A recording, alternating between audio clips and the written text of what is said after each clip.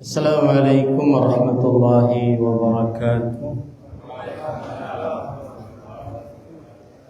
Kita dimudahkan oleh Allah Subhanahu wa ta'ala untuk duduk bersama di masjid ini dalam sebuah kajian dengan temanya Pulau Mumet ya. Tadi tema yang disebarkan dunia sihir dan perdukunan. Lalu kulo ingin ganti. Jadi untukmu yang masih meninggalkan sholat, tapi melihat wajah jenengan kok kayak orang soleh ngoten, berarti nggak usah sholat. Jadi pripun temanya napa Pak? Hah? Niki ketuanya siapa ini? Jadi temanya dunia sihir perdukunan apa tentang sholat? Nggih Pak? Apa dua-duanya? Perdukunan. Oke. Baik. Dunia sihir dan perdukunan. Insyaallah ta'ala.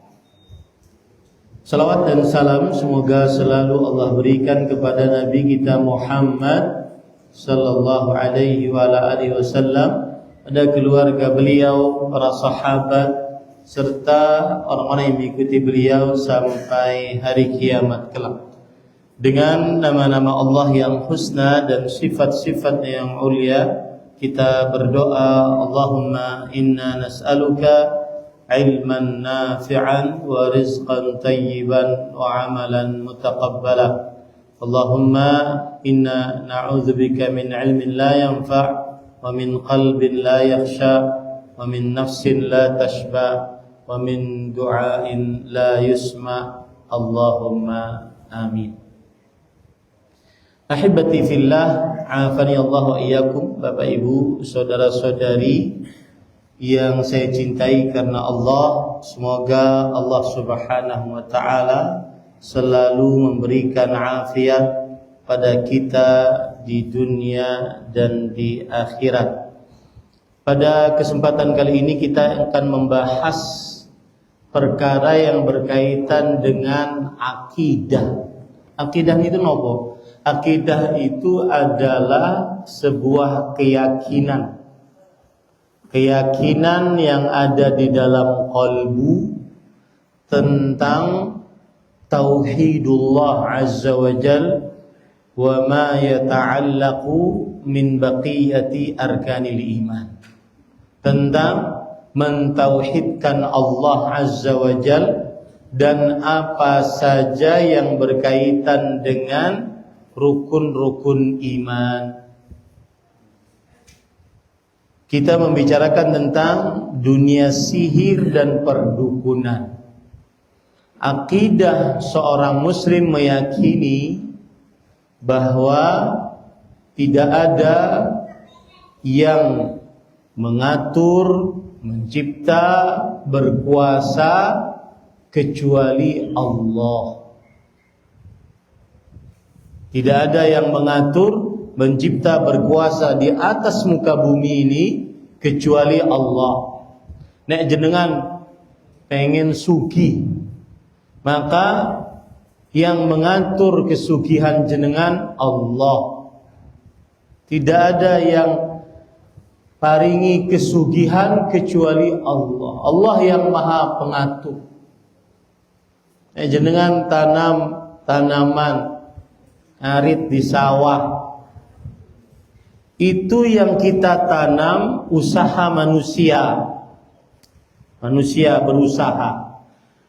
Nek Allah Subhanahu wa ta'ala mengatakan tidak kun, maka tidak payakun. Betul? Napa betul? Ya. Kalau seandainya tidak kun, maka tidak akan fayakun. Nah, sihir dan perdukunan bertentangan dengan niki.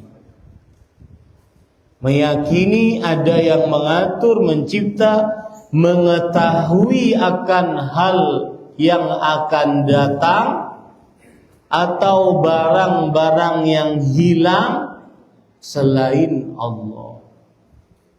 Maka tema kita ini bertentangan dengan akidah seorang muslim. Akidah seorang muslim berdoa minta sesuatu hanya kepada Allah Subhanahu wa ta'ala. Sihir dan perdukunan bertentangan dengan akidah ini.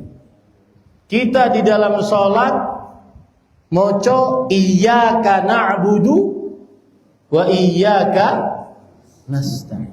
Hanya kepadamu kami beribadah dan hanya kepadamu kami minta tolong.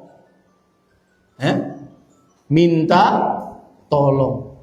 Sedangkan sihir dan perdukunan supaya mandi sihire perdukunane, maka minta tulungnya lewat siapa? Lewat selain Allah. Tah jin, tah gendruwo, tah kuntil anak. Pokoknya minta kepada selain Allah. Nanti saya akan jelaskan. Yang paling pertama yang kita harus pahami bahwa tema kita dunia sihir dan perdukunan berkaitan dengan akidah seorang muslim. Dan tidak ada harta yang paling berharga bagi seorang muslim kecuali akidah. Kita mungkin bisa hilang. Sumatera, Aceh banjir. Sak rumah-rumah, sak desa-desa hilang. Hilang bisa diganti. Akidah hilang guys. Sesuatu harta yang paling berharga. Makanya Rasulullah sallallahu alaihi wasallam pernah ditanya, "Ala ilaha illallah afdalul hasanah minal hasanah?" Apakah la ilaha illallah termasuk daripada amal saleh? Maka kata Rasulullah sallallahu alaihi wasallam, "Hiya afdalul hasanah." La ilaha illallah hasanah yang paling afdal. Ya, la ilaha illallah hasanah yang paling afdal. Yang paling berharga yang dimiliki oleh seseorang adalah akidahnya bahwa hanya Allah yang mencipta, mengatur, berkuasa, maka hanya Allah yang berhak untuk diibadahi. Bersandar, bertawakal, meminta sesuatu hanya kepada Allah Subhanahu wa ta'ala, tidak kepada selain Allah. Baik. Kita akan bahas pelan-pelan tentang sihir ini. Yang pertama, apa arti sihir? Sihir diambil dari kata Arab sahara yasharu, sihran, yang artinya banyak di dalam bahasa Arab secara bahasa. Yang pertama at-tamwih bil hiyal, yaitu sikap menipu. Itu namanya sihir. Sikap menipu. Kemudian al-khafa, tersembunyi. Kemudian sihir al-istimalah, belok-belok, tidak lurus. Dia sembunyi sana, sembunyi sini, belok-belok secara bahasa. Kemudian al-latafah, dia lembut. Lembut itu tipis, tidak terlihat. Tahu-tahu kena sihir. tidak terlihat, nampak, ternyata tukang sihir. Padahal sholat 5 waktu di masjid, hafal Quran, ternyata dukun, tukang sihir. Terlihat sudah kaji, umroh, kaji berkali-kali, tukang sihir, tidak nampak. Lalu apa disebutkan di dalam Al-Quran? Surat Al-A'raf ayat 116, saharu a'yunan nas. Para tukang sihir Fir'aun menyihir mata-mata yang hadir pada waktu itu. Apa yang dimaksud menyihir? Akhfau anhum amalahum. Mereka menyembunyikan amalan-amalan mereka. Menipu. Kemudian adapun sihir secara istilah syariat, perhatikan baik-baik. Pengertian sihir secara istilah syariat adalah uqad, waruqa, wal azaim yu'athiru ala al-insan fi qalbihi au badanih. Sihir artinya adalah ikatan buhul. Ada tali diikat atau ada benang dijahit. Pasti praktek sihir pasti wonten niku. Ada tali atau ada benang, ada jahitan. Atau ada jampi-jampi, moco-moco. Dalam bahasa syariat ruqyah. Tetapi ini sihir. Ruqyah beda dengan sihir.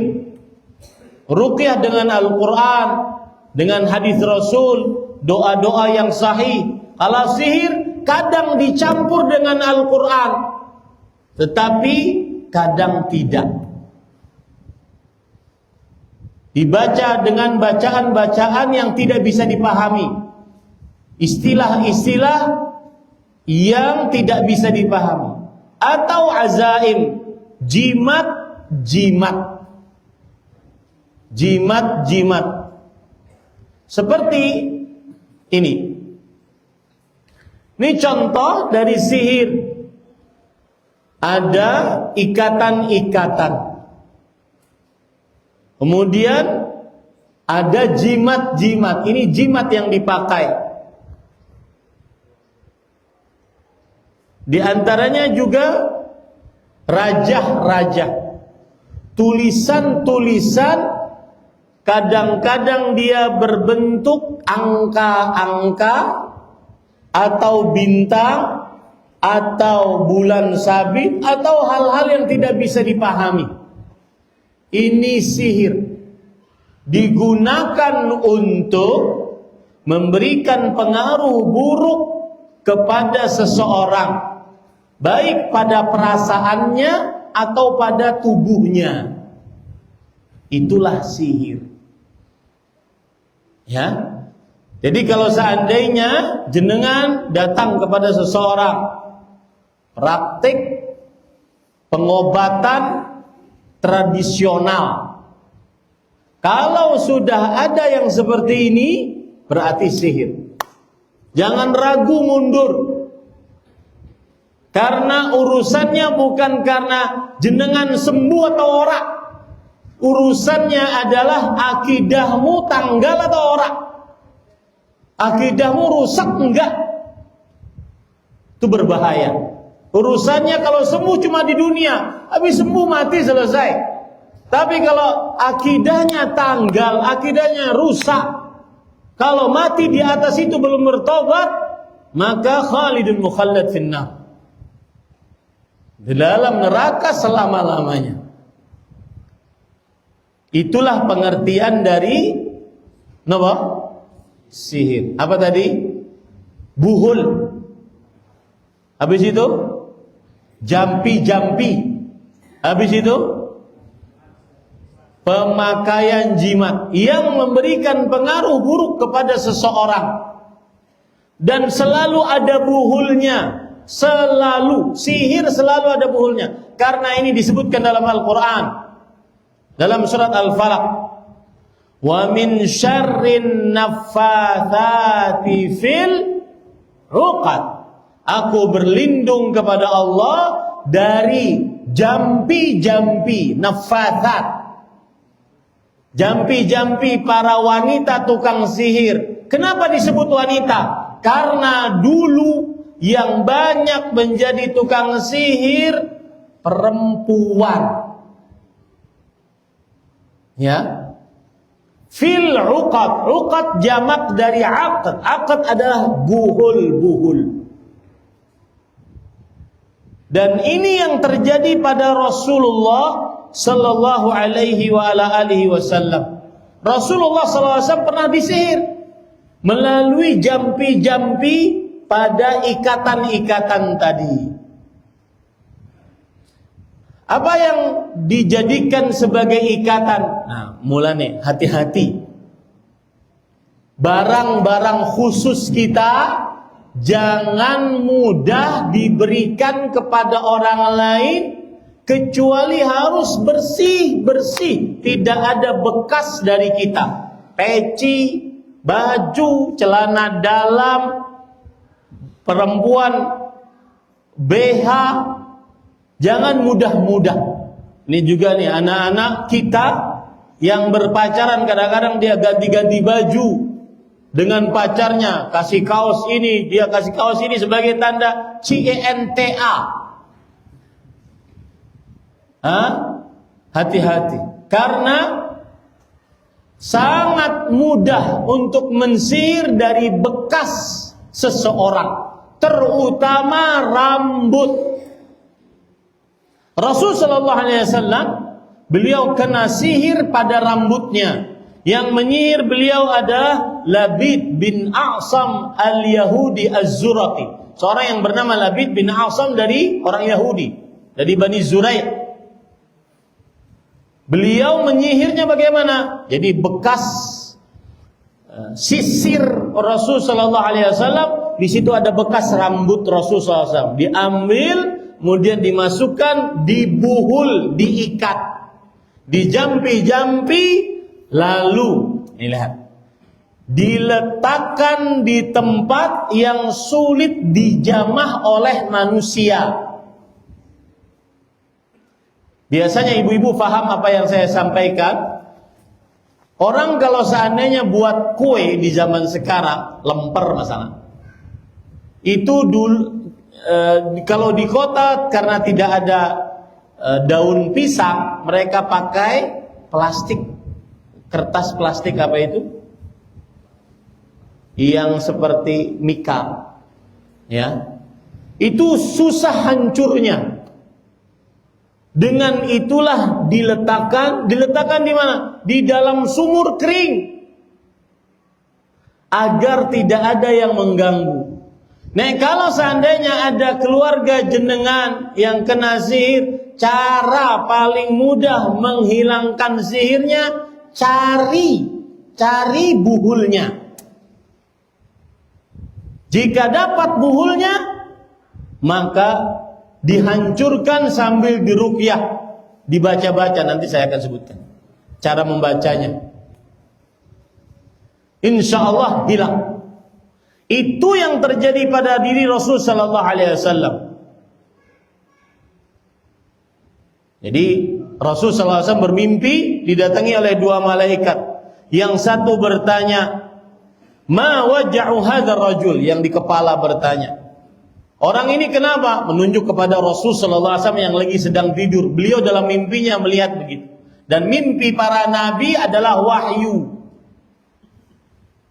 Kata Rasul, kata malaikat yang di kepala, "Ma waja'u hadzal rajul?" Kata yang di kaki, "Matbub." Matbub itu kena sihir. Jangan paringi anak nama matbub. nanti kena sihir terus. Matbub, kena sihir. Ya. Kemudian man tabbahu, siapa yang menyihirnya? Yang menyihirnya Labid bin Asam al-Yahudi dari Bani Zuraid. Pada apa disihirnya? Fi mustin wa musyatah wa juf'i tal'ati dzakar, yaitu rambut-rambut yang ada pada sisir Rasul sallallahu alaihi wasallam. Di mana disimpan buhulnya? Selalu sihir selalu ada buhulnya. Fi bi'ri dzi arwa, di sungai atau di sumur namanya Arwa. Dikeluarkanlah di situ. Nah, timbul pertanyaan, Ustaz, nek Rasulullah wonten malaikat yang apa? Yang memberitahu. Nek kita siapa yang beritahu?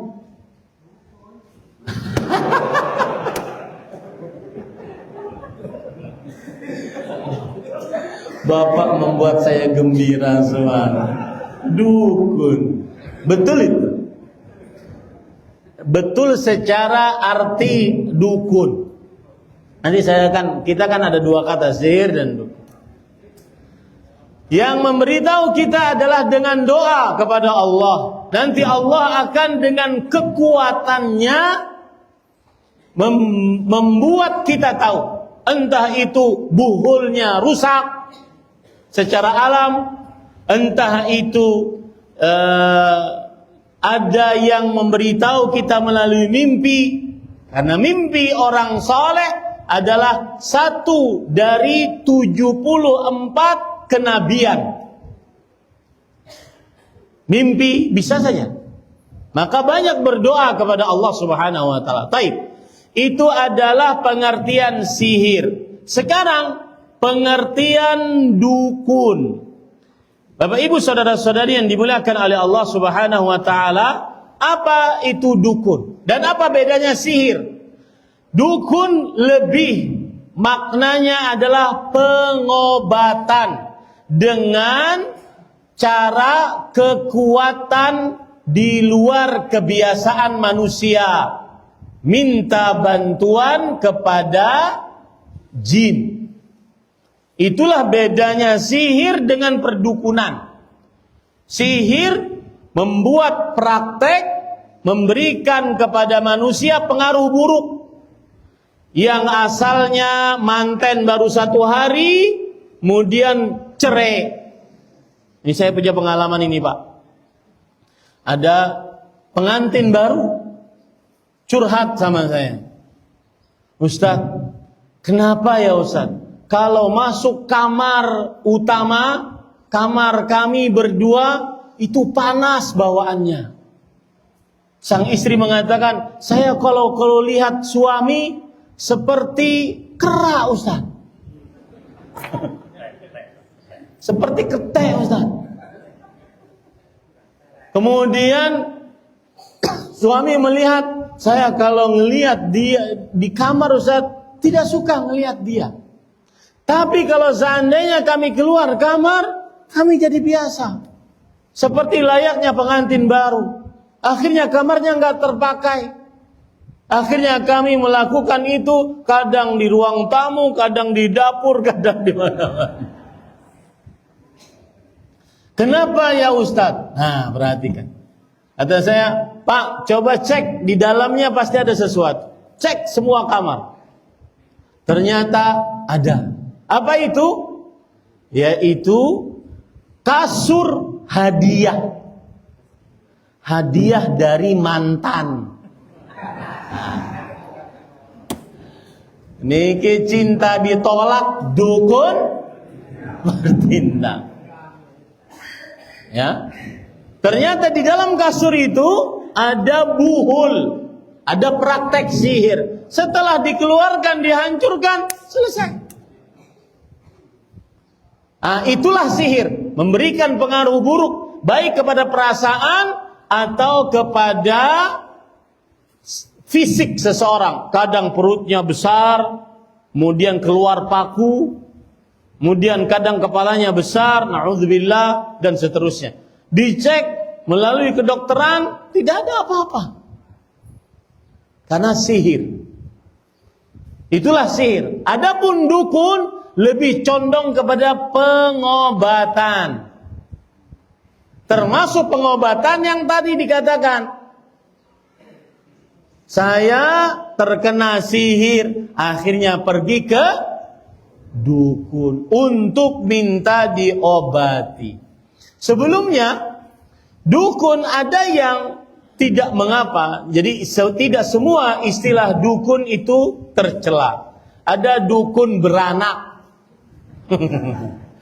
Ini gue nggak apa-apa.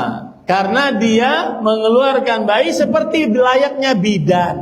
Kecuali nek dukun beranaknya baca macam-macam, minta bantuan kepada jin. Nah, ini bermasalah. Ada namanya dukun santet. Nah, ini kesyirikan. Nanti kita akan sebutkan. Yang jelas dukun lebih condong kepada apa? Pengobatan yang sakit. Termasuk di dalamnya saya pernah melihat langsung.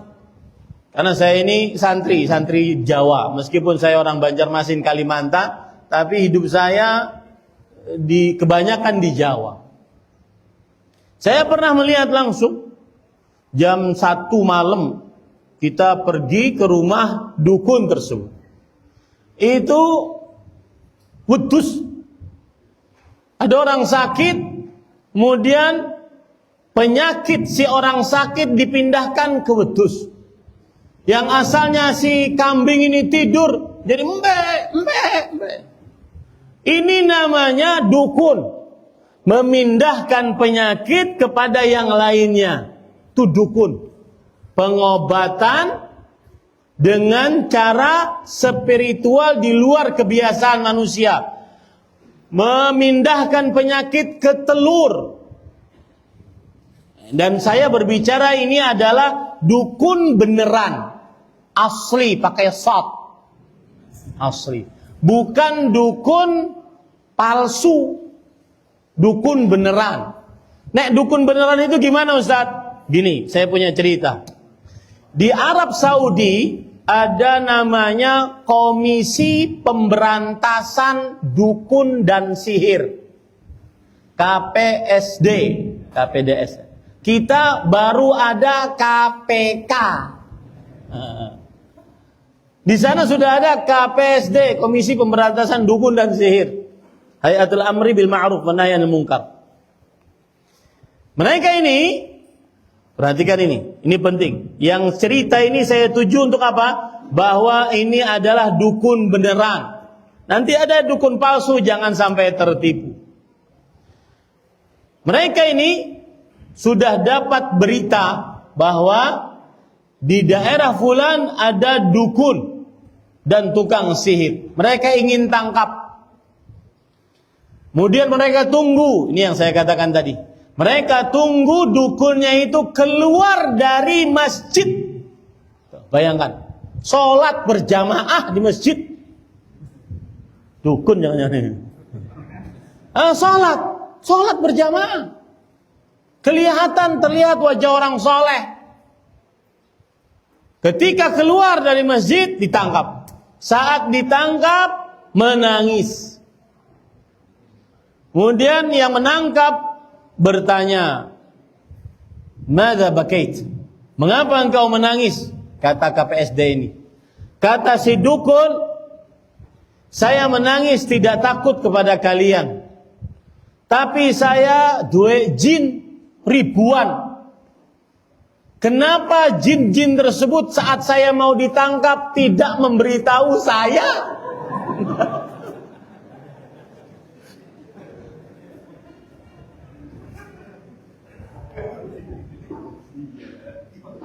Kemudian kata polisinya, mungkin sesajenmu kurang. Kata dia, perhatikan. Enggak. Saya punya perempuan di rumah. Perawan. Ingat, perdukunan sudah lewat. Permasalahan zina, syahwat, sudah lewat. Dia lebih dahsyat daripada itu. Makanya saya katakan tadi, tema kita ini berkaitan dengan akidah, bukan hanya urusan syahwat perut dan kemaluan, bukan. Tetapi berkaitan dengan akidah, surga dan neraka. Makanya hati-hati. Saya punya perempuan perawan di rumah. Tujuannya untuk apa? Ini keperawan ini, kalau haid, diambil darah haidnya untuk dituliskan ayat kursi. Begitulah sihir dan dukun kalau mau mandi, manjur. Dia harus mengabdikan dirinya kepada jin dengan cara menghinakan agama Islam. Hati-hati. Nanti akan saya sebutkan tanda-tanda si fulan ini tukang sihir, tukang dukun. Baik. Kotak impaknya situ aja dulu. Nah, mengganggu perdukunan dan persihiran. Karena kita baru ketemu, kemudian bapak-bapak sudah mulai in dengan saya, nanti mengambil perhatian itu susah. Betul apa enggak? Ya.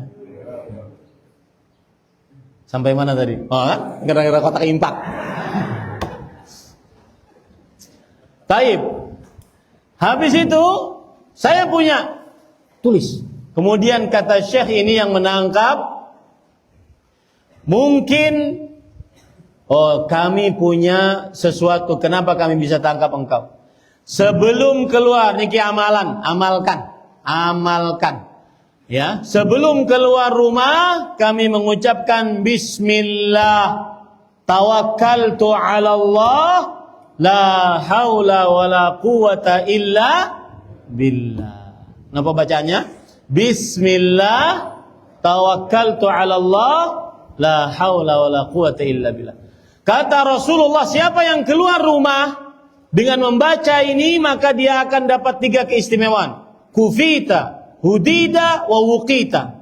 Engkau dicukupkan, engkau diberi petunjuk, dan engkau akan mendapatkan penjagaan. Buktinya bisa nangkap itu. Nah, ini menunjukkan bahwa ini adalah dukun beneran, asli, pakai shot, bukan pakai sin. Nek dukun gadungan palsu banyak. Saya beri contoh, misalkan ada seorang yang ngaku sebagai dukun. Sebenarnya dia tidak pernah memelihara jin, beri sesaji kepada jin, cuma dianggap bisa mendukun, mengobati. Suatu saat klub sepak bola datang kepada orang ini, minta agar dirajah itu ditulis-tulis, agar menang melawan klub yang lain. Dirajahlah di kaki, di tangan, di kaki. Kemudian sudah dibayar. Pas main kalah. Kemudian klubnya protes kepada dukun. Kami sudah bayar mahal, kenapa kalah? Kemudian kata si dukun tidak kalah akalnya. Dan ingat Pak, dukun palsu atau asli, ujung-ujungnya duit. Ini dari mulai zaman tukang sihir Fir'aun. Allah berfirman dalam Al-Quran, wa inna lana la ajran in kunna nahnul ghalibin. Apakah kita akan dapat upah kalau menang melawan Musa dan Harun? Kata tukang sihir Fir'aun. Jadi ujung-ujungnya duit pasti. Ya, taib. Kemudian kata tukang sihir dan dukun tadi, sebentar, yang saya rajahkan cuma yang dicoret-coret begitu, ya, cuma tangan dan kaki. Kalian menangnya melalui apa? Musuhnya nyundul dengan kepala. Oh, bukan salah. Nah, ini palsu, Pak. Ini palsu. Ya, tidak pernah memelihara jin dengan sesaji-sesajinya. Itulah pengertian sihir dan dukun. Di dalam bahasa hadis ada hadis riwayat Imam Abu Daud, "Man ata kahinan aw 'arrafan fasaddaqahu bima yaqul faqad kafara bima unzila ala Muhammad." Yang artinya, barang siapa yang mendatangi kahin, perhatikan istilahnya nopo? Kahin. Berkata Imam Al-Baghawi di dalam kitab Syarhus Sunnah, kahin huwa alladhi yukhbiru 'anil kawain fi mustaqbaliz zaman.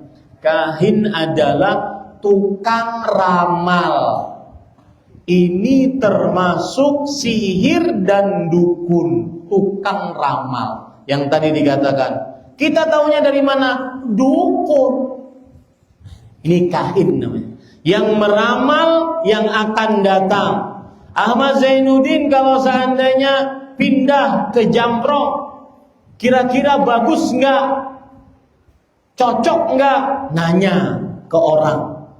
Kemudian orang tersebut jawab, "Oh bagus, nanti usahamu akan begini, kamu akan begini." Kahin. Meskipun jenggotan, meskipun tuan guru kiai, habib, kahin.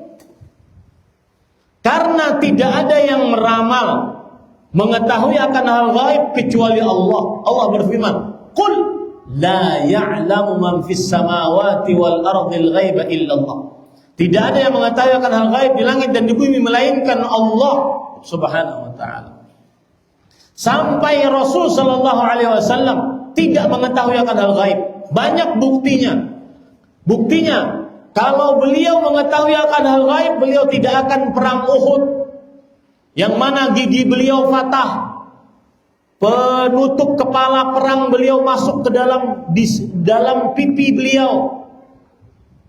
Walau kuntu a'lamul ghaib lastakthartu minal khair. Kalau seandainya aku mengetahui akan hal gaib, aku akan memperbanyak kebaikan. Tidak ada yang mengetahui akan hal gaib kecuali Allah. Jika ada yang ditanya tentang keadaan yang akan datang, maka itu disebut apa? Kahin, kalau dia menjawab. Barang siapa yang mendatangi kahin atau arraf. Arraf, kata Imam Al-Baghawi rahimahullah, yadda'i ma'rifatal umur bimuqaddamati asbab yustadallu biha ala mawaqi'iha. Orang yang mengaku mengetahui tentang sesuatu yang telah lalu. Contoh, motor hilang, emas hilang, harta hilang, bojo hilang. Kalau seandainya dia ditanya, kemudian dia mengaku mengetahui, ini namanya apa Pak? Arraf. Arraf. Walau penampilannya agama, arraf. Karena tidak ada yang mengetahui kecuali Allah Subhanahu wa taala. Nah, ini termasuk bagian sihir dan perdukunan. Karena tidak ada sihir, tidak ada perdukunan kecuali meramal. Maka Rasulullah SAW bersabda, barang siapa yang mendatangi kahin, mengetahui akan hal gaib yang akan datang, arraf, mengetahui akan hal gaib yang telah lalu, lalu dia percaya, perhatikan Pak, lalu dia percaya, maka dia telah kufur dengan apa yang diturunkan kepada Nabi Muhammad sallallahu alaihi wa alihi wasallam. Kufur Pak, keluar dari agama Islam. Kalau percaya, kita teng Indonesia ini tukang ramal jadi tamu di televisi, kehormatan dibayar. Hati-hati itu. Itu musuh-musuh Allah. Tidak boleh nonton. Kalau ada ramalan nggak boleh nonton. Bahkan jangankan nonton, datang bertanya saja, tidak percaya, datang bertanya saja. 40 hari 40 malam sholatnya nggak diterima. Man ata kahinan fasa'alahu an syai' lam tuqbal lahu salatun 40 lailah. Hadis riwayat Muslim sahih. Siapa yang mendatangi kahin, tukang ramal, lalu dia bertanya, belum percaya, cuma nanya, tidak diterima sholatnya 40 hari 40 malam. Berkata Imam Nawawi rahimahullahu ta'ala, bahwa ma'nahu annahu la thawaba lahu fiha.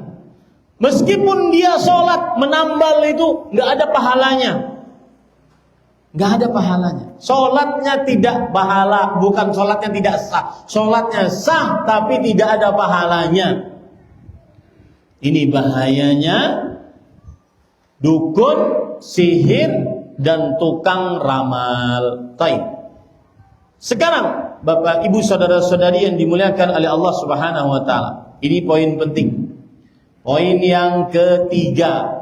Tadi sudah pengertian sihir, sudah pengertian dukun, sudah. Kemudian sekarang mengapa sihir dan perdukunan dikategorikan sebagai sebuah kesyirikan. Syirik itu apa, Pak?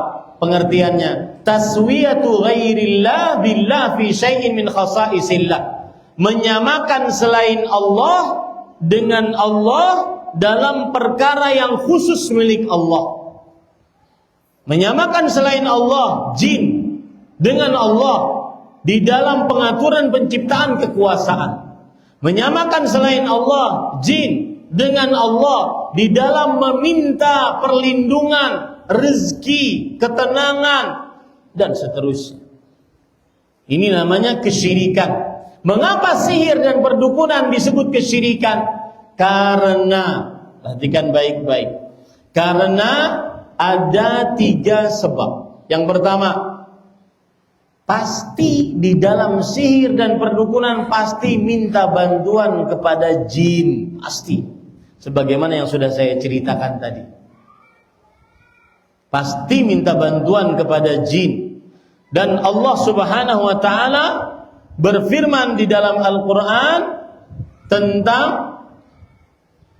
minta bantuan hanya boleh kepada Allah Subhanahu wa taala.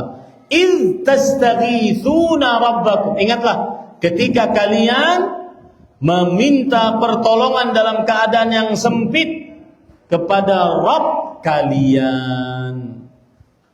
Mintanya hanya kepada Allah, minta perlindungannya hanya kepada Allah. Allah berfirman dalam surat Al-Jin, wa annal masajida lillah fala tad'u ma'allahi ahada. Dan masjid hanya milik Allah, maka janganlah kalian berdoa kepada seorang pun bersamaan dengan kalian berdoa kepada Allah. Sihir, dukun akan manjur kalau seandainya dia minta bantuan kepada jin. Nah, yang kedua, di dalam sihir dan perdukunan pasti ada praktek mengaku mengetahui akan hal gaib. Yang ketiga, di dalam sihir dan perdukunan sampai manjur maka harus mengerjakan sesuatu yang menghinakan syariat Islam. Contoh Pak, Al-Mushaf Quran dia pakai untuk pijakan dia saat buang hajat, untuk menghinakan Al-Quran. Ini sekali lagi, ini tukang sihir asli, bukan palsu, menghinakan Al-Quran. Yang kedua, menulis ayat kursi dengan darah haid yang saya sebutkan tadi. Yang ketiga, menulis ayat-ayat Al-Quran di telapak kaki. Yang keempat, menulis Al-Fatihah terbalik. Menulis Al-Fatihah terbalik. Ya, kenapa terbalik? Karena bismillahirrahmanirrahim, alhamdulillahirabbil alamin, arrahmanirrahim, maliki yaumiddin itu semua pengagungan terhadap Allah. Kalau dibalik berarti nama-nama Allah, pengagungan terhadap Allahnya direndahkan, dibalik. Kemudian yang selanjutnya, mengerjakan sholat sengaja tanpa wudu, sengaja untuk menghinakan sholat. Dia tahu bahwasanya Rasul sallallahu alaihi wasallam bersabda, la salata liman lam yaqra bi Fatihatil Kitab. Tidak sah salat bagi siapa yang tidak membaca surat Al-Fatihah. Tidak sah salat bagi siapa yang tidak membaca surat Al-Fatihah. Kemudian yang lain lagi di antaranya adalah menyembelih. Ini perhatikan. Kalau Anda pergi berobat disuruh menyembelih. Menyembelih hewan. Ini bisa dipastikan sembelihannya untuk jin. Nah, saya punya cerita. Biasanya tukang sihir atau dukun gadungan non asli. Biasanya tujuannya minta didatangkan binatang-binatang untuk disembelih agar menyulitkan si pasien. Kalau pasiennya merasa sulit, maka nanti si tukang sihir, tukang dukun mengatakan, nek tidak sanggup, saya sanggup tapi perlu duit. Ini sebenarnya ujung-ujungnya apa? Contoh, ada seorang istri pergi ke dukun, bertanya, suami saya sudah 2 pekan tidak pulang. Dia pergi kemana? Sama perempuan siapa? Kemudian yang ditanya mengatakan, saya tahu di mana suami ibu. Tapi kita harus membuat sesaji, menyembelih hewan. Siap, kata sang istri. Hewan apa maunya? Katanya maunya datangkan kepada saya tikus. Oh, gampang. Tikus yang rumah banyak. Tapi tikusnya yatim.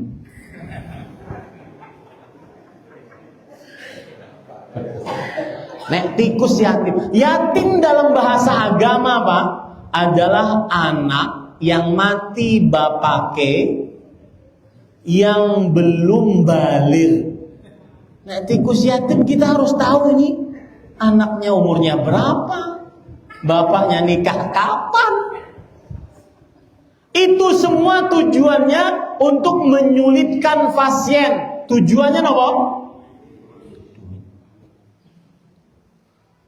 Dan itu terjadi.